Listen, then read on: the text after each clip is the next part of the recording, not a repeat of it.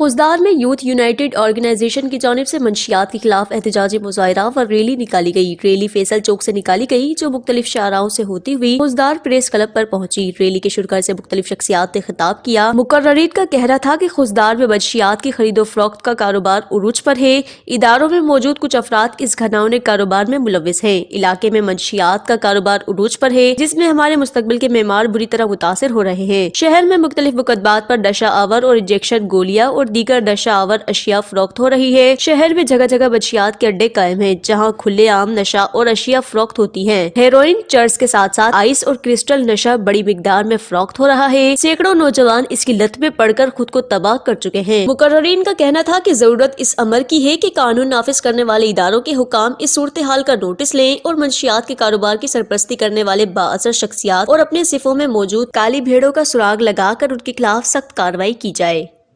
وش news خوزدار۔